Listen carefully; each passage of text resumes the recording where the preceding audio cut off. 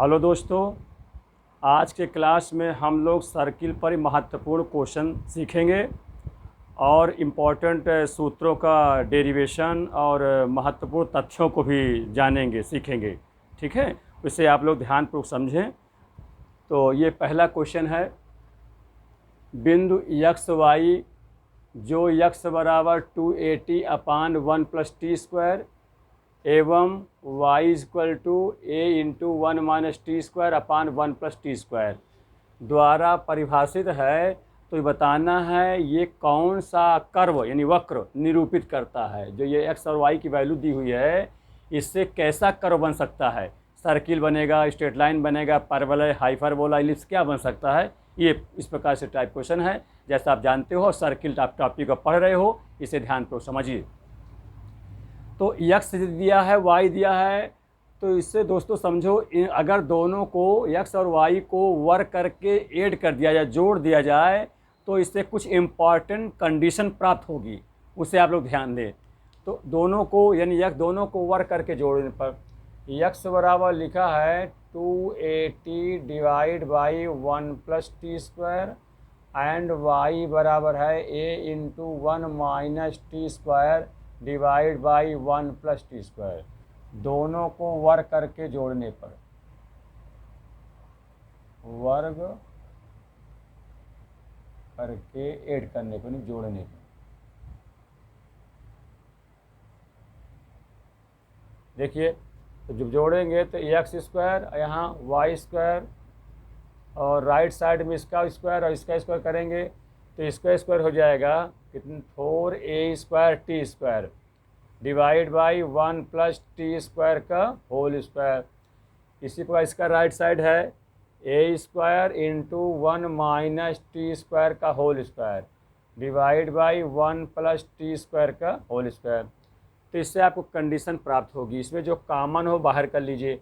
ए square common है और नीचे जो है 1 प्लस टी स्क्वायर का होल स्क्वायर दोनों में कॉमन है, इसको आप बाहर कर लीजिए। A square divide by 1 plus T square का होल स्क्वायर।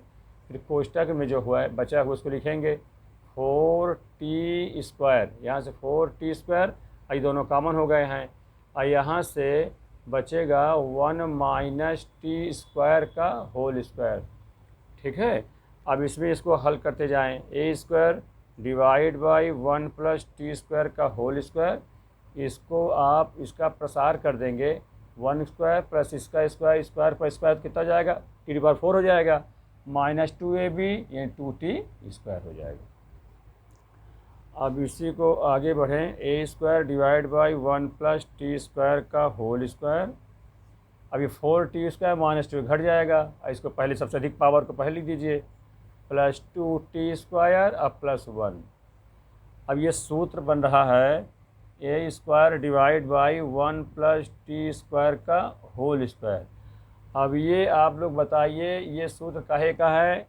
इस स्क्वायर पर स्क्वायर लिख देंगे तो ये टी स्क्वायर पर स्क्वायर लिख देंगे, अब प्लस 2t स्क्वायर लिख दें, प्लस 1 कर देंगे, तो ये क्या हो जाएगा, ए स्क्वायर प्लस 2a, अब बी में 1 मान सकते हो, प्लस 1 का स्क्वायर। इसका मतलब हुआ A square upon 1 plus T square का होल स्क्वायर इंटू ये जो बचेगा 1 प्लस टी स्क्वायर का होल स्क्वायर का ये फार्मूला हो जाएगा। इसे खोलेंगे अब तो यही मिल जाएगा, तो ये दोनों कट गए, तो यहाँ से कितना बचा, ए स्क्वायर बचा। इसका मतलब लेफ्ट में क्या था, x square plus Y square. इसका मतलब ये जो फार्मूला बना, जो कि सर्किल का फार्मूला है, जानते हो, x square plus Y square बराबर ए स्क्वायर, क्या होता है, वृत्त का समीकरण होता है जिसका सेंटर 0 0 और रेडियस a होता है। ठीक है, तो इस प्रकार से ये जो x और y की वैल्यू दिया है, किस प्रकार के वक्र को निरूपित करेगा, तो उत्तर होगा वृत्त को निरूपित करेगा। तो यहाँ आंसर लिखेंगे वृत्त को निरूपित करेगा, सर्किल को निरूपित करेगा। ठीक है, इस प्रकार से क्वेश्चन है। तो ये बात समझ में आ गई। आप लोग ध्यान दें कि x और y दिया हुआ है, तो उसको हमने वर्क करके जोड़ दिया और उसी को हल कर लिया, तो जाके ये मिल गया जो कि सर्किल है, वृत्त है। इस प्रकार से ये वृत्त को निरूपित करता है। ठीक है, इसको मिटा रहे हैं। अगला देखिए क्वेश्चन,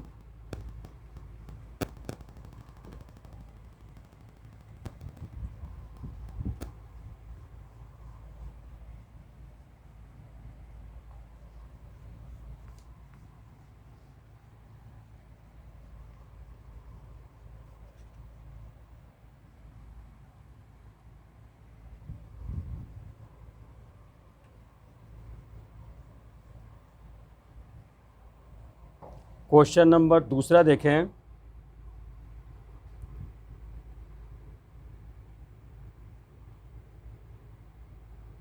अब ये क्वेश्चन है, उस वृत्त का समीकरण बताना है।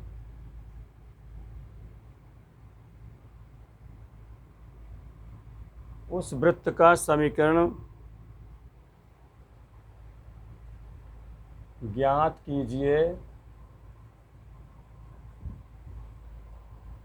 जिसके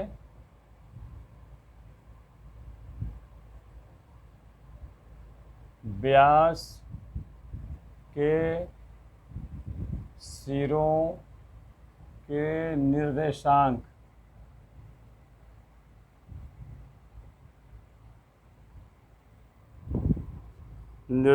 व्यास के सिरों के निर्देशांक दिए हुए हैं।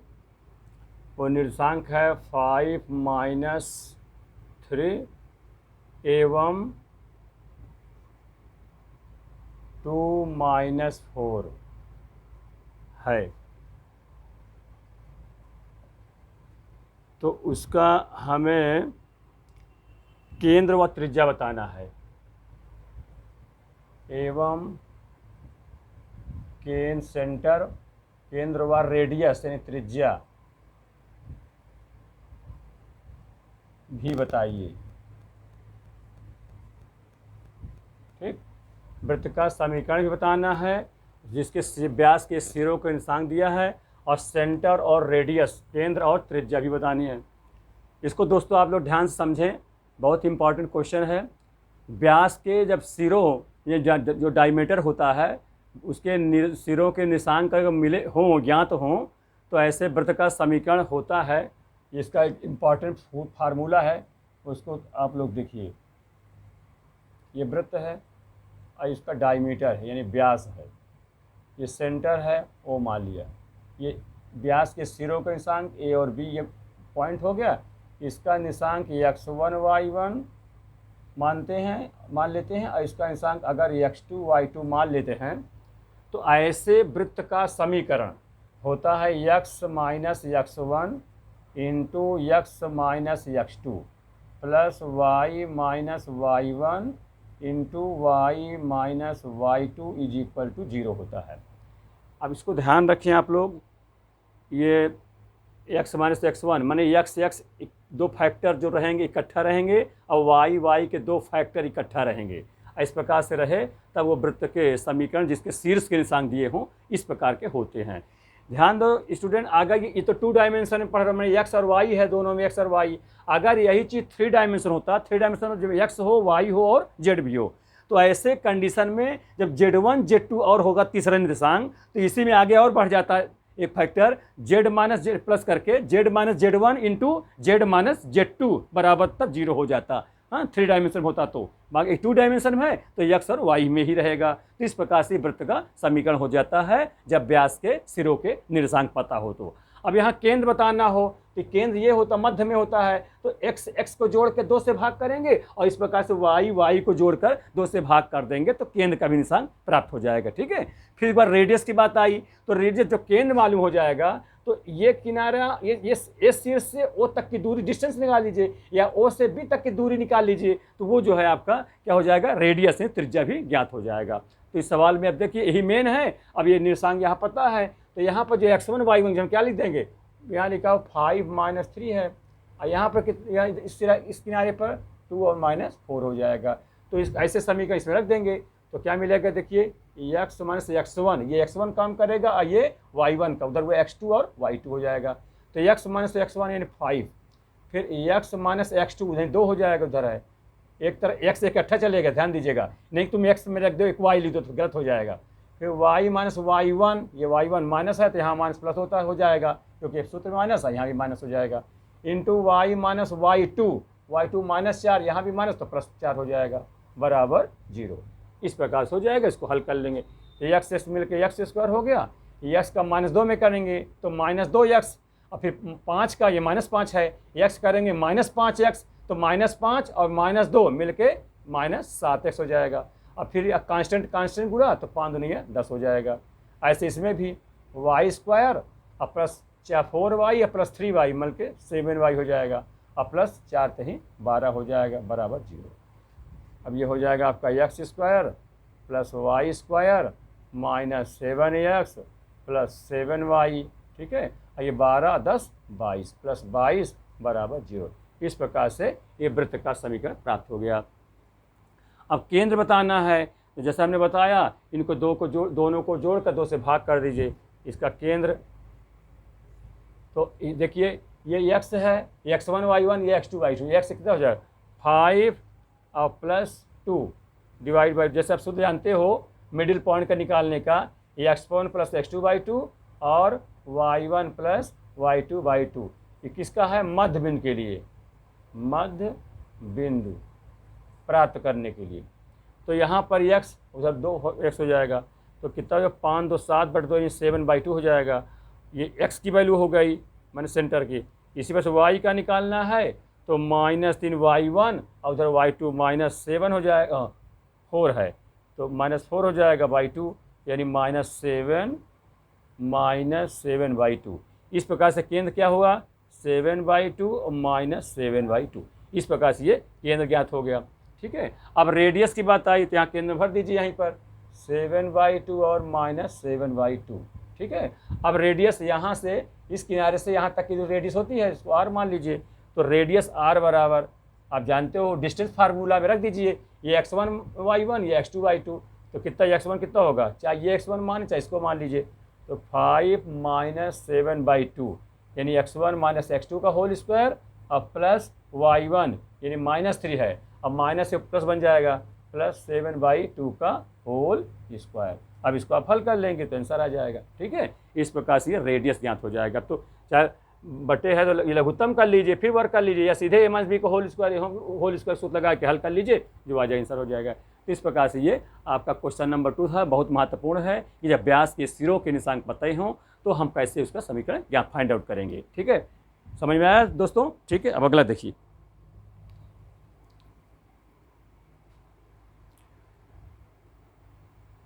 इसी में स्टूडेंट आप लोग चीज़ और ध्यान दें, इसी के दूसरी विषय हम बताना चाहते हैं, आपको बता दें, ध्यान दें, सब लिखा हुआ केंद्र इस प्रकार से निकालिए, दोनों जोड़ से भाग कर दीजिए।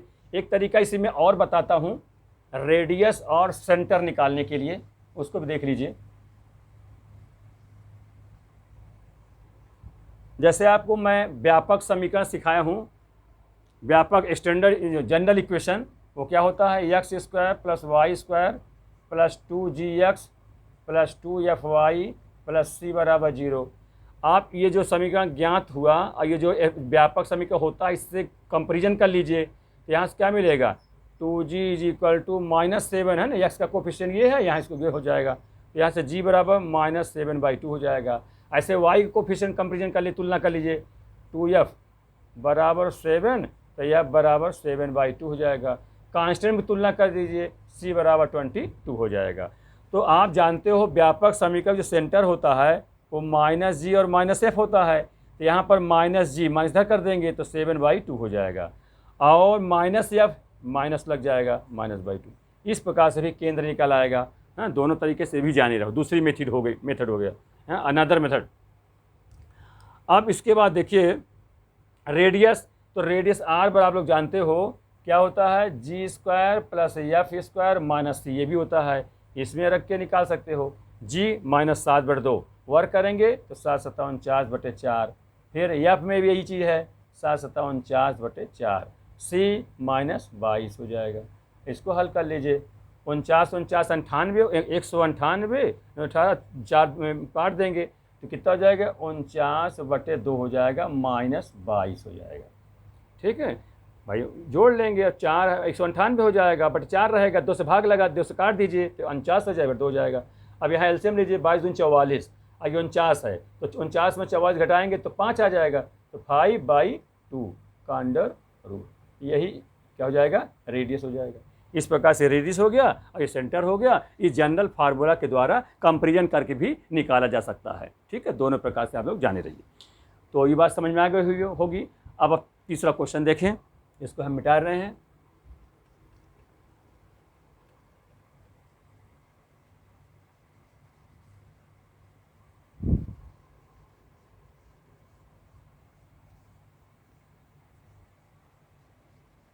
ये बहुत ही महत्वपूर्ण क्वेश्चन है। ये आपके क्लास 11, 12 एवं विभिन्न कॉम्पिटिटिव एग्ज़ाम में भी अनिवार्य रूप से आते हैं, इसलिए आप लोग इनको ठीक से समझें तो ज़्यादा सही रहेगा और इनका फेयर भी बना के लगाएं, इसको देखें ध्यान से। क्वेश्चन नंबर 3 देखिए।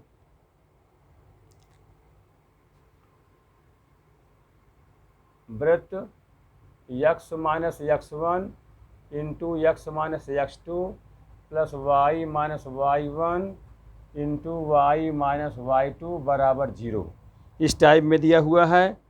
इसका आपको केंद्र और रेडियस बताना हो तो भी कर सकते हैं।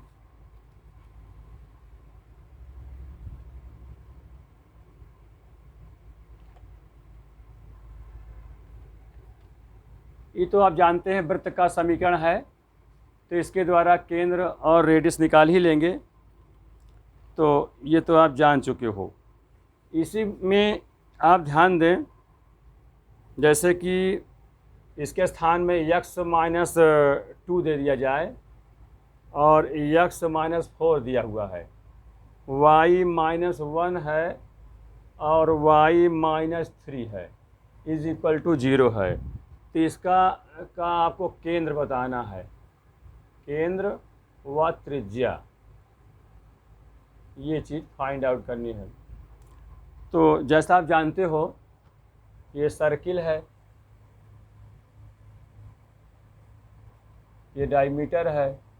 अब यहाँ से पता चल जाएगा कि ये x1 y1 यहाँ निर्देशांक है, ये x1 y1, इस किनारे का निशान क्या हो जाएगा, ये x2 y2 हो जाएगा।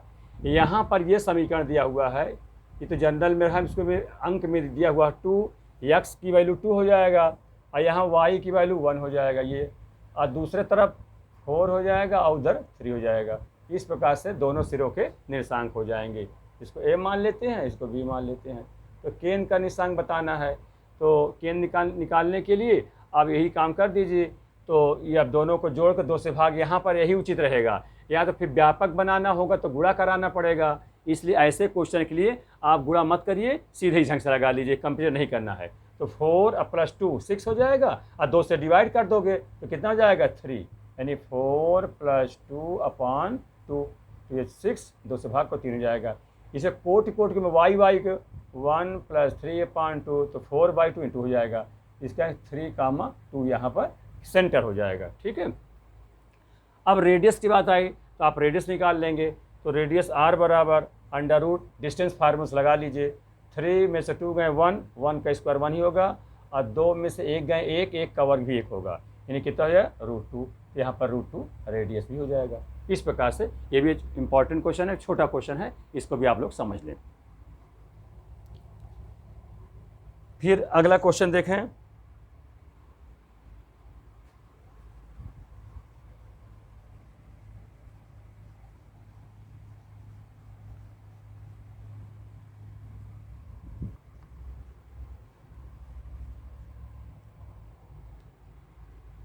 क्वेश्चन 4,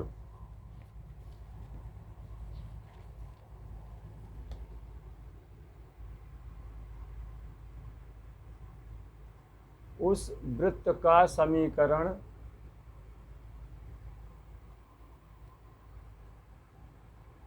ज्ञात कीजिए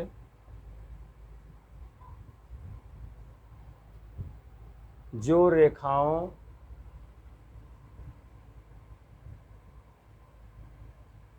x बराबर 0 एवं y बराबर 0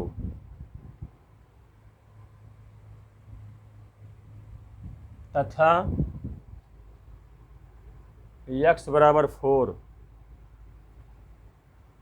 को स्पर्श करता है।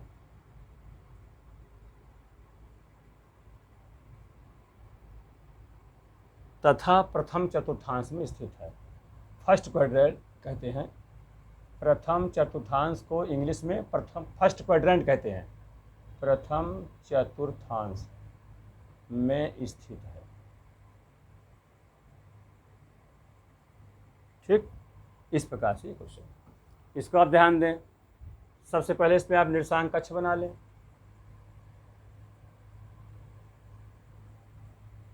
मोलविन एक्स एक्सिस वाई एक्सिस। आप जानते हो यक्स अक्ष है, यक्स अक्ष का समीकरण क्या होता है, जो चीज़ यक्स अक्ष में नहीं होता वही समीकरण हो जाता है। तो यक्स अक्ष में स्टूडेंट ध्यान दो, यक्स अक्ष में वाई की वैल्यू नहीं होती, क्योंकि वाई तो ऊपर नीचे जाने मिलेगा, तो यक्स अक्ष में वाई नहीं होगा तो वाई क्या होगा, वाई जीरो हो जाएगा। इसलिए यक्स अक्ष का समीकरण क्या होता है, वाई बराबर जीरो। इसी प्रकार से वाई अक्ष में यक्स की मान नहीं मिलेगा, क्योंकि यक्स तो बाएं दाएं जाने में मिलता है, ये तो ऊपर नीचे में वाई का मान मिलेगा, यक्स नहीं मिलेगा। तो वाई अक्ष का समीकरण जो ना मिले क्या हो जाएगा, जीरो। यानी वाई अक्ष का समीकरण एक्स बराबर जीरो और यक्स अक्ष का समीकरण वाई बराबर जीरो हुआ करता है। फिर कहता है यक्स बराबर 4 भी कहा है, तो यक्स बराबर 4 यानी वाई अक्ष के पैरेलल होगी लाइन। जैसे 4 यूनिट्स मान लीजिए आप, यहाँ बराबर अंतराल में मानते चलिए 1 2 3 और 4, इस प्रकार से मान लेते हैं। तो यक्स बराबर 4 की एक लाइन खींच देते हैं इस प्रकार। ये तो ये जो समीकरण हुआ रेखा हुआ, इसका समीकरण क्या होगा, यक्स बराबर 4 हो जाएगा। ठीक है, एक लाइन ये भी खींच दिए। तो इन यक्स अक्ष को, वाई अक्ष को और यक्स बराबर 4 को, तीनों को स्पर्श करे ऐसे वृत्त का समीकरण बताना है। और ये भी कह दिया जो प्रथम चतुर्थांश में हो, तो ये प्रथम चतुर्थ इसी कहते हैं फर्स्ट क्वाड्रेंट। तो यहाँ तीनों में स्पर्श कराते हुए आप वृत्त खींच दीजिए, बना लीजिए।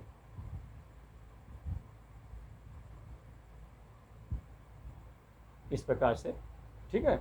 चलिए लगभग वृत्त है, कोई जरूरत नहीं है, इतने से पर्याप्त है, समझ में आनी चाहिए, भाव इसका निकलना चाहिए।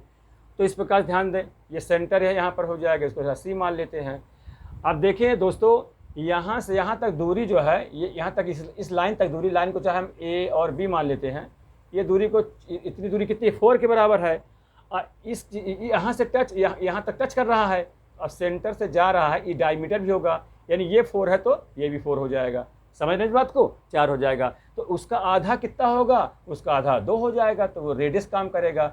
इसको ये मिला दें तो ये भी रेडियस हो जाएगा, ये है तभी रेडियस हो जाएगा। तो सेंटर कोऑर्डिनेट कितना कितना हो जाएगा, सेंटर निशान कितना हो जाएगा, 2, ये उसका सेंटर हो जाएगा। यहाँ केंद्र हो गया और रेडियस 2 हो जाएगी, है ना, क्योंकि 4 है, 4 का आधा हो जाएगा, ये भी आधा हो जाएगा। तो ये और ये मिल करके एक्स वाई की वैल्यू हो जाएगी, जो कि सेंटर के निशान हो जाएगा। इस प्रकार सेंटर जो बना वो हुआ 2 और रेडियस हुआ 2। तो ऐसे वृत्त का समीकरण जानते हो, मानक समीकरण पढ़े हो, x माइनस एच का whole square plus y minus k का होल स्क्वायर बराबर आर स्क्वायर। ठीक है, इस प्रकार से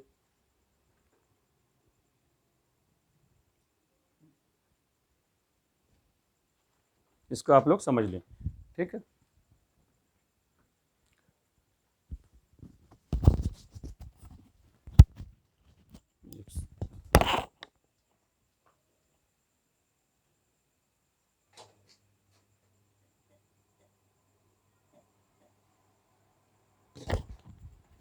ठीक है। तो स्टूडेंट देखिए, इसको आप लोग समझें, इस सूत्र में रख दीजिए, सेंटर एच, ये एच है और ये के है। ठीक है, तो ये एक्स माइनस 2 का whole square plus y minus 2 का होल स्क्वायर बराबर आर 2 है, 2 का स्क्वायर 4 लिख देते हैं।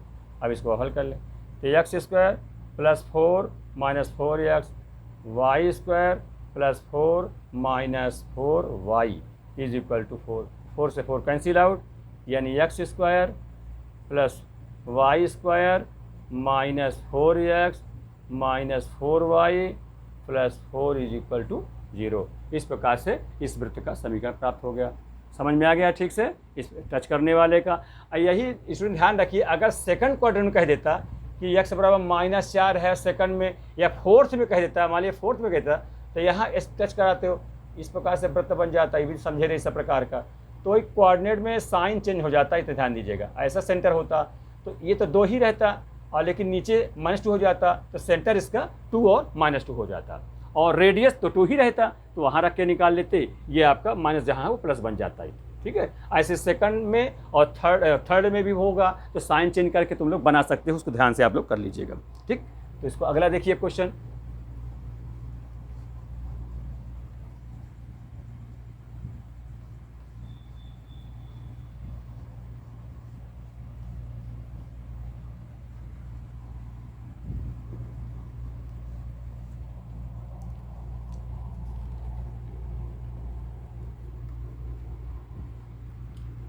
अगला है क्वेश्चन नंबर 5 है।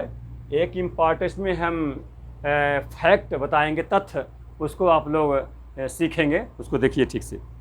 उसको मैं हेडिंग डाल देता हूँ, एक वृत्त के सापेक्ष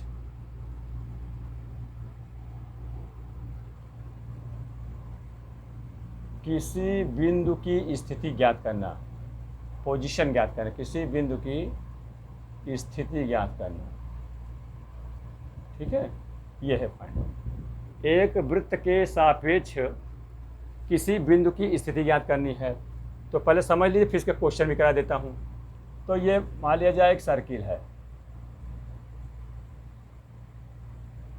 ये वृत्त है और सेंटर है सी या ओ। तो इस वृत्त का समीकरण, मान लिया व्यापक समीकरण जो होता है, जानते हो ना, X square plus Y square plus 2gx plus 2fy plus C बराबर 0। ये क्या चीज़ है? General equation, general equation. इसको हिंदी में व्यापक समीकरण कहते हैं। एक मानक समीकरण पढ़े हो, एक व्यापक समीकरण पढ़े हो, सीखे हो, इसका ध्यान रखिए। ठीक है, अब ध्यान दें, किसी बिंदु, अब सर्किल के अंदर या बाहर या सर्किल के परिधि पर एक बिंदु है, वो बिंदु का नाम हम क्या दे दें? एक पॉइंट ले देते हैं। वो बिंदु कुछ भी हो सकता है। यहाँ पर हम x1 और y1 एक पॉइंट मान रहे हैं, x1 y1 एक बिंदु मान लिए। अब यहाँ पर दोस्तों बताना ये है, ये जो बिंदु है x1 y1 इस सर्किल के अंदर है कि बाहर है कि उसके परिधि पर है, इसके क्या कंडीशन है, उसके लिए हम एक इम्पॉर्टेंट तथ्य आपको बताएंगे, उसको आप समझ लें, फिर सवाल बताते हैं। तो देखिए, सबसे पहले क्या शर्त है इसका। तो सबसे पहले ये जो सर्किल दिया है, इस सर्किल को हम मान लेते हैं यस के बराबर। लेट यस बराबर X square plus Y square plus 2gx plus 2fy plus C, S के बराबर मान लिया। आप जीरो ना लिखेंगे, जीरो मतलब नहीं, केवल एस बराबर मान लिया। अब इस पॉइंट x1 y को इस सर्किल पर रखते हैं। जब रखते तो उसको s1 मान लेते हैं। 1 मतलब ये बता रहा है कि जहाँ पर x है वहाँ पर x1, जहाँ y है वहाँ y1 आप रख दीजिए। तो रखें तो क्या हो जाएगा? x1 का स्क्वायर प्लस y1 का square plus 2gx1 plus 2fy1 plus C हो जाएगा। ठीक है दोस्तों, समझ में आई ये बात? ये पॉइंट अभी कोई देख कर करेंगे, कोई उसमें निश्चित पॉइंट रहेगा, उसको रख देंगे तो अंक में बदल जाएगा, ये है ना, एक निश्चित वैल्यू आ जाएगी। तो ये जो S1 आया इतना मान, अगर ये मान S1, ये जो S1 है, ये अगर 0 से बड़ा आ जाए, ठीक है, ये कहें ऐसे कहते हैं S1 greater than 0। If S1 जो है ग्रेटर देन 0 है, तो वो जो पॉइंट है उस सर्किल के बाहर होगा, कहीं भी बाहर हो सकता है। जैसे यहाँ कह दिया कि इसका कोऑर्डिनेट क्या हो सकता है? x1 y1। तो ये बाहर कब होगा? जब यह शर्त लिख देता हूँ S1 ग्रेटर देन 0, इस पर ये बाहर पॉइंट होगा, सर्किल के बाहर है जब S1 ग्रेटर देन 0 हो। तो लिख देंगे, तो बिंदु P, इस बिंदु को P मान लेते हैं। बिंदु कहाँ होगा? बाहर होगा। कहाँ? वृत्त के बाहर, वृत्त के बाहर होगा। ये चीज़ आप लोग ध्यान रखें। पहला कंडीशन ये हो गया इस प्रकार से। इसी में दूसरा कंडीशन देखिए, दूसरा कंडीशन ये है, अब ये जो S1 मान रखे होगे, ये S1 अगर 0 के बराबर आ जाए तो बिंदु P वृत्त पर होगा, वृत्त पर स्थित होगा। ठीक है, ये मतलब S1 मान, ये हल इसमें रखा जाए वैल्यू x1 y1 की, अगर ये पूरा मान जो है 0 के बराबर आ जाए, ये 0 पर आ जाए, तो पॉइंट जो होगा वो कहाँ पर होगा?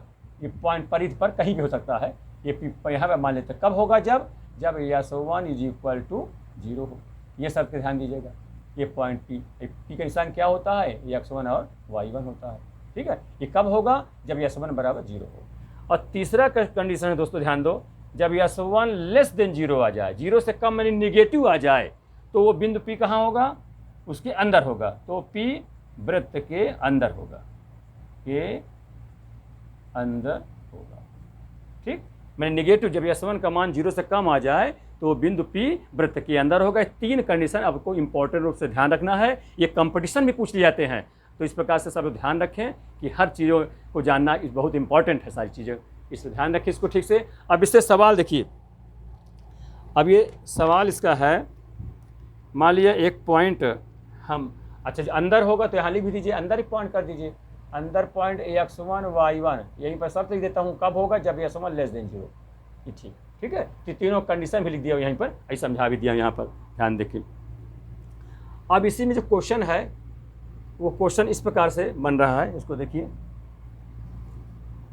बिंदु की स्थिति बताना है और वृत्त का नाम दे दिया है, वृत्त का नाम है x² + y² -5x - 9y + 18 = 0, ये वृत्त है। अब यहाँ पर बिंदु दिया हुआ है, पहला 3, 5 और दूसरा दिया है -1, 3। अब ये बिंदु की स्थिति बतानी है आपको, स्थिति फाइंड आउट करनी है, ठीक है, कि ये बिंदु ये वृत्त पर कहाँ पर होगा, ये बिंदु इस वृत्त पर कहाँ पर होगा, ठीक है, ये बताना है। तो पहला सवाल देखिए, इसका पहले ये 3 और 5, तो इसको तो पहले वृत्तों को यस मान लीजिएगा, हम यही वैसे मान लेते हैं। तो जब यस मान लिए, अब ये पॉइंट रखेंगे तो उसको S1 कह दिया जाए। S1 मतलब x में कितना रखेंगे 3 और y में कितना रखेंगे 5, रखिए 3 का वर्ग 9, ठीक, फिर 5 का वर्ग 25, फिर माइनस x में 3 रखेंगे तो 3 × 5 = 15 हो जाएगा, y में 5 रखेंगे तो 9 × 5 = 45 हो जाएगा, अब प्लस 18, ये ध्यान दीजिएगा, उसको यस मान लिया जाता है, यस मान लिया गया और उसी में पॉइंट को रख देते हैं। तो इसको जोड़ लीजिए, तो ये कितना हो जाएगा 25, 5, 30, 4, 34, 34 पॉजिटिव हुआ और ये 18 पॉजिटिव है, तो 8, 4, 12 कि 2 हासिला 1, 3, 1, 4, 1, 5, 52 हो जाएगा। और ये कितना हो जाएगा 45, 15, 60 हो जाएगा। तो हल करके कितना हो जाएगा -8 हो जाएगा।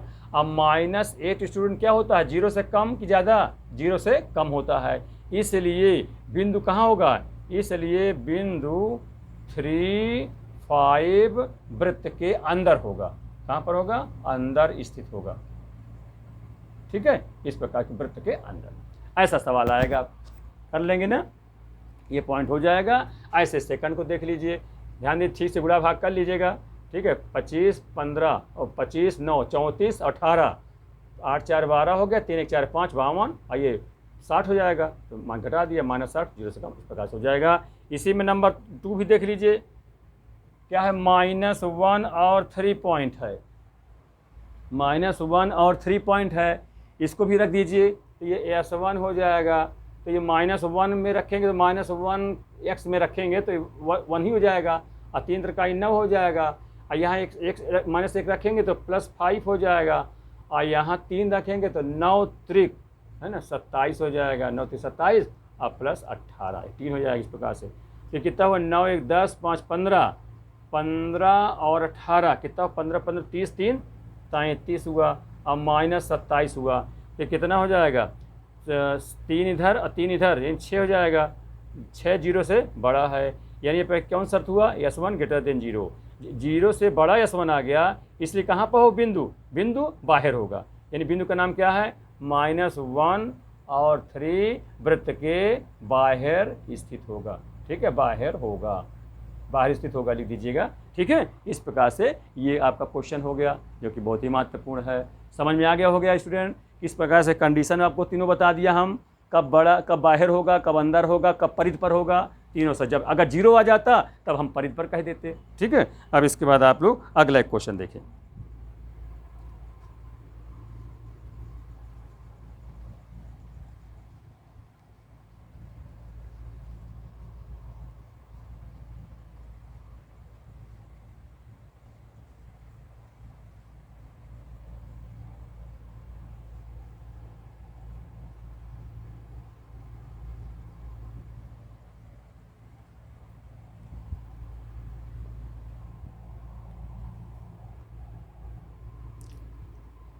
अगला क्वेश्चन है क्वेश्चन नंबर 6।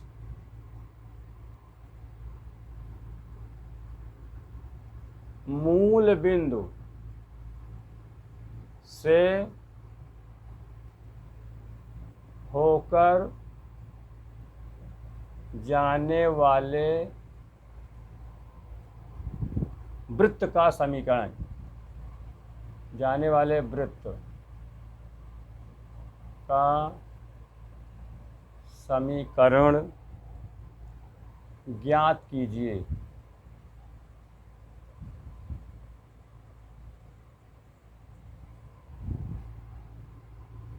जो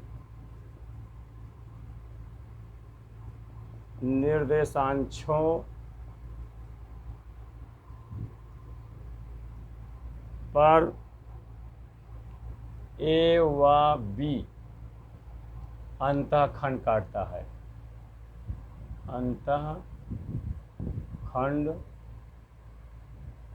काटता है। ये भी क्वेश्चन इंपॉर्टेंट है दोस्तों, इसे भी आप लोग ध्यान से समझें जिससे कि काम आवे हर जगह।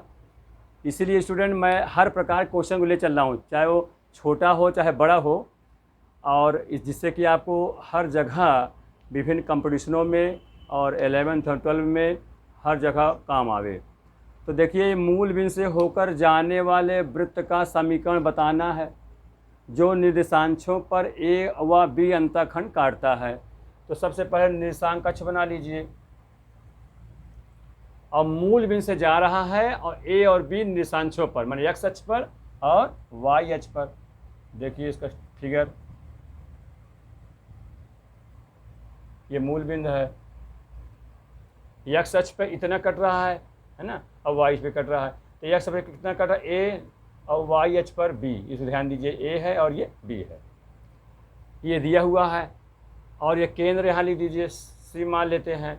आप जानते हो केंद्र से जीवा काम करेगी, जीवा बन जाए, क्वाड बन जाएगा। केंद्र से जीवा पर डाला गया लंब जीवा को अर्धक करता है, यानी 2 बराबर भाग में बांट देता है, और साथ में लंबवत भी होता है, 90 का एंगल बनाता है। यहाँ से भी इस पर लंब डाल देंगे तो इसको भी अर्धक करेगा। तो ये पूरा ए है, पूरा ये ए है, पूरा ये यहाँ से यहाँ तक ए था, तो उसका आधा कितना हो जाएगा, a/2 हो जाएगा यहाँ पर ये, ठीक है। ये पूरा b था, उसका आधा कितना हो जाएगा, b/2 हो जाएगा। इसलिए दोस्तों सेंटर का कोऑर्डिनेट बन गया, क्या हुआ, a/2 और b/2। इस प्रकार से ये केंद्र बन गया, ठीक है। अब जब केंद्र मालूम हो जाए तो रेडियस भी मिल जाए, तो आप मानक समीकरण में रख करके इसको हल कर लेंगे। अब रेडियस सेंटर से, माने मूल बिंदु से सेंटर तक की दूरी होती है रेडियस, ये तो ये दूरी निकालना है। तो ये समकोण का चित्र बन रहा है, यहाँ आप नाम दे दीजिए, यहाँ मान लिया ए नाम दे देते हैं। तो समकोण तो OAC में है ना, ये OAC में आप देखेंगे पाइथागोरस प्रमेय लगा दीजिए, OC का square is equal to OA का स्क्वायर प्लस AC का स्क्वायर। ये OA आपका कितना होगा, a/2 का स्क्वायर अर्थात a²/4। AC कितना होगा, b/2 का स्क्वायर यानी b²/4। एलसीएम लेंगे तो a² plus b² divide by 4। ये r², इसको r मान लीजिए। तो जब r कहेंगे तो इसमें अंडर रूट हो जाएगा। अब रूट से 2 बाहर कर लेंगे, 4 को 2 हो जाएगा, 1/2 अंडर रूट a का वर्ग प्लस b का वर्ग। ये रेडियस प्राप्त हो गया और सेंटर प्राप्त होगा। तो ऐसे सर्किल का समीकरण आप जानते हो, निकाल लोगे मानक समीकरण करके, x माइनस a/2 का whole square plus y minus b/2 का होल स्क्वायर बराबर r²। तो r में वर्क करोगे तो रूट हट जाएगा, ही रख दो, यानी a² plus b² divide by 4 हो जाएगा, ठीक है। अब इसको आप सॉल्व कर लीजिए, तो x² plus a² divide by 4 minus 2ab, तो 2 से 2 कट जाएगा तो केवल ax बचेगा, ठीक है। इसी प्रकार से y² plus b² by 4 minus 2ab, तो नीचे 2 है तो कट जाएगा, माइनस by हो जाएगा, इज इक्वल टू ये लिखेंगे a का वर्ग प्लस b का वर्ग बाई 4। अब इसमें a²/4 प्लस b²/4, इधर भी वही चीज़ आ रहा है, तो ये आपस में कैंसिल हो जाएगा। तो क्या बचेगा, x² plus y² minus ax और माइनस by बराबर 0। इस प्रकार से ये वृत्त का समीकरण फाइंड आउट हो गया, ठीक है। इसको आप लोग ध्यान रखें कि मूल बिंदु से जा रहा है और अंतःखंड यानी x अक्ष का अंतःखंड और y अक्ष का अंतःखंड दिया हुआ है, तो उसका सेंटर से लंब डाल देंगे तो अर्धक होता है। ये प्रमेय आप पढ़े हो, जानते हो कि जीवा को अर्धक कर देता है, 2 बराबर भाग में लंबवत 90 डिग्री पर अर्धक कर देता है, ठीक है। तो पाइथागोरस प्रमेय से r का मान निकाल लिया और सेंटर हो गया, तो इसमें रख कर निकाल लिया मानक समीकरण में, ठीक है। समझ में आ गया होगी बात को। अगला देखिए, इसी को स्टूडेंट एक तरीके से आप और भी जान सकते हैं, वो भी आप जो व्यापक समीकरण होता है जी X square plus Y square plus 2gx plus 2fy plus C बराबर 0 होता है, जो उससे भी आप इसको कंपेरिजन करके कर सकते हो, है ना। वो कैसे करेंगे जरा इसको भी ध्यान दें। अब ध्यान दो प्यारे दोस्तों, जैसे यहाँ से यहाँ तक दूरी a है, तो यहाँ पर इसका कोऑर्डिनेट क्या बन सकता है, बोलिए a, 0 बन सकता है ना। और यहाँ से यहाँ तक b है तो इसका कोऑर्डिनेट 0, b बन सकता है, ठीक है। तो अच्छा, ये मूल बिंदु है, 0 0 0 0 होता है इसका कोऑर्डिनेट। तो इस प्रकार से आप जो व्यापक समीकरण जानते हो वृत्त को, तो इसको मिटा रहे हैं। अब इसमें इसी को हम दूसरे मेथड से बता रहे हैं, उसको भी आप लोग ध्यानपूर्वक समझें, जो आपको सरल लगे वैसा करें आप लोग।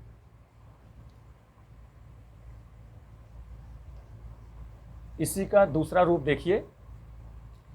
अब इसमें हम फिर जब ये करेंगे तो फिर ये लंब नहीं डालेंगे, है ना, इतना ये निशांक और ये निशांक समझेंगे, इसको नहीं करेंगे फिर।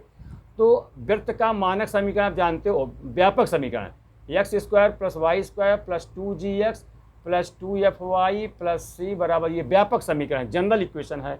और ये व्यापक समीकरण वृत्त के इन 3 बिंदुओं से तो होकर जा रहा है। एक मूल बिंदु है जिसका कोऑर्डिनेट 0 0 है, तो इसको एक्स वाई में रख के संतुष्ट करा देंगे। तो ये पहले एक बिंदु ये पहले रख दीजिए, रखेंगे तो ये भी 0, ये भी 0 और ये भी 0 और यहाँ रख ये भी 0 प्लस सी बराबर 0, यहाँ से सी बराबर 0, एक पॉइंट प्राप्त हो गया। फिर अब ये पहला पॉइंट ए, इसको a0 रखिए इसी में, तो x में a रखेंगे, y में 0, तो क्या मिलेगा a स्क्वायर, और ये 0 हो जाएगा, और ये x में a रखेंगे तो 2ga हो जाएगा, और ये 0 बन जाएगा, और c में 0 ही है बराबर 0। तो यहाँ से ये मिला कितना, a स्क्वायर प्लस 2ga बराबर 0, a आप कॉमन कर लीजिए तो a प्लस 2g, है ना, a प्लस 2g बराबर 0। ये 0 फैक्टर टाइप बन गया, तो एक बार इसको 0 करेंगे, एक बार इसको 0 करेंगे, तो a प्लस 2g बराबर 0 कर लें, तो यहाँ से g बराबर कितना होगा, -a/2, a उधर जाएगा, 2 से डिवाइड कर दोगे तो g का मान निकल आएगा। इसको मत करिए, क्योंकि कोई g जैसे आएगा तो ये मान 0 नहीं हो सकता, क्योंकि यहाँ तो 0 है नहीं, यहाँ तो a मान दिया हो, तो ये निगलेक्ट कर देंगे, हटा देंगे, ये वाला ले लेंगे, g बराबर -a/2। इसी पर अगला कोऑर्डिनेट 0 भी इसी व्यापक समीकरण में रख डालेंगे, उससे भी एक शर्त निकलेगी, तो वो क्या निकलेगा, वहाँ से f का मान निकल आएगा, उसको भी रखो। यहाँ x में 0 और y में b, x में 0 तो 0 हो जाएगा, y में b तो b स्क्वायर हो जाएगा, है ना, प्लस ये 0 हो जाएगा, और ये 0 हो जाएगा, 2f में b रखना है तो 2fb हो जाएगा, प्लस c 0 है बराबर 0 हो जाएगा। तो यहाँ से b स्क्वायर प्लस 2fb है, तो b आप कॉमन कर लीजिए, तो b प्लस 2f बराबर 0। तो ये जो b 0 तो हो नहीं सकता, क्योंकि b तो कोई निश्चित वैल्यू दी हुई है, तो यहाँ से निकलेगा b प्लस 2f बराबर 0, पक्षांतर कर लीजिए, तो f बराबर कितना हो -b/2, यहाँ से f का मान निकल आया और ये g का मान निकला था। तो ये जो g और f का मान निकल आया, इससे दोस्तों सेंटर निकल आएगा, ठीक है। तो अब देखिए इस सेंटर, इतनी बातें अब समझ में आ गई होगी कि ये तीनों पॉइंट जो मिले अब इस सर्किल पर स्थित हैं, तो सर्किल के समीकरण संतुष्ट करेंगे, वहाँ से c का मान, g का मान और f का मान निकाल लिया। अब आप जानते हो वृत्त के मानक व्यापक समीकरण का सेंटर -g-f होता है, और radius √g² plus f² - c होता है, उसमें रख करके इसको निकाल लीजिए। देखो इसको मैं यहाँ मिटा रहा हूँ, इसको आगे देखो थोड़ा सा। इस प्रकार सेंटर क्या हुआ, सेंटर जो हो जाएगा c, वो कितना जो होता है -g और -f होता है, ठीक है, तो यहाँ पर रख देंगे। अब यहाँ सेंटर क्या, जैसे g का मान और f का मान, c का मान मालूम हो गया, आप इसी में रख दीजिए, सीधे से हल हो जाएगा बन जाएगा। तो इसी में रख दीजिए, सेंटर की आवश्यकता नहीं पड़ेगी, अब तो इसी में कर लीजिए। तो देखिए अब ये व्यापक माने हो तो यहाँ रखिए x² प्लस y² प्लस 2, और g में कितना आया मान -a/2, तो -a/2 रख दीजिए इंटू x प्लस 2, f का मान कितना आया है -b/2 और y इंटू y, c का मान 0 बराबर 0, 2 से 2 कट जाएगा, 2 से 2 कट जाएगा, तो हो जाएगा x² plus y² -ax -by = 0। इस प्रकार से ये भी आपको समीकरण प्राप्त हो गया। तो 2 तरीके बता दिया, एक तो मानक समीकरण में रखने के लिए सेंटर रेडियस निकाल करके, और उससे सरल ये भी है कि तीनों पॉइंट वृत्त के व्यापक समीकरण रख करके GFC का मान निकाल लें, फिर इस मानक समीकरण में रख दें तो मान प्राप्त हो जाएगा। ठीक है प्यारे दोस्तों, सबको समझ में आ गया होगा ठीक से।